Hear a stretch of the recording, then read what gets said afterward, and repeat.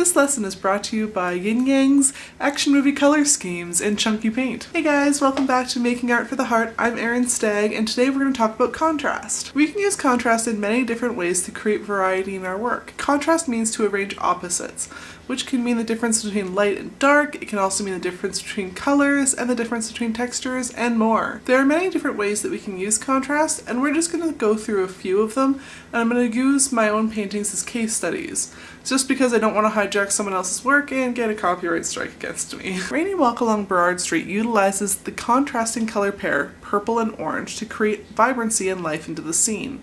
If you look at the color wheel that we created last week, you'll see purple and orange are across from each other. Contrasting colors create the most dynamic color pairs. Action movies use blue and orange to create color schemes that add interest and excitement to their scenes. The next we have up is Around the Corner. Around the Corner uses light and dark in a monochromatic palette, meaning that it's all blue. The contrast between light and dark creates a really dynamic atmosphere, which is the feeling that I was going for in this painting. I wanted it to feel active. I wanted you to feel like you wanted to walk around that corner. It also helps build values in the painting.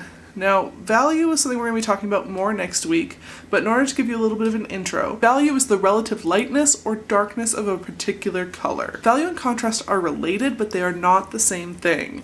Contrast is opposites, whereas value refers to lightness, the actual lightness or darkness that a color has. Contrast is like a yin-yang, right? Black, white. Totally opposite from each other. Value you can imagine by taking a painting from color to black and white, and then you can see all the different variations of gray that you have in there. If you turned your painting from color to black and white and everything was like the same shade of gray, then that isn't the variety that you really want. You would like to have some dynamic interest in it. So Steve the Giraffe uses a variety of contrasts in order to create a really dynamic painting. It has the obvious contrasting color of blue and yellow. It also has a dark background and a light subject. There's also contrast in the shapes and sizes of the flowers, leaves, and spots on the giraffe. There are so many excellent uses of contrast out there. Contrast can be used to keep you interested in the painting and keep you engaged. But we also have to be mindful of the story that we're telling, so when we're using contrast we should be thoughtful of what we're using it for. So now we're going to move on to adding some contrast to our painting. Last week we created a background, and this is the one that I made. So last week I gave you guys a prompt in the homework lesson on Patreon, and I told you to go ahead this week and to create a background, and then I would do the same. The process by which we're making our art is called intuitive painting.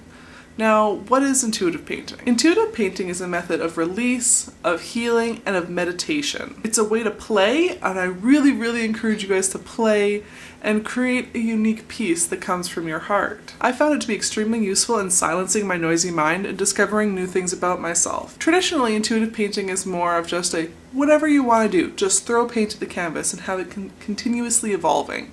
I give you guys some prompts to help you create a more harmonious piece and to kind of give you some guidelines to work within instead of just being able to do anything.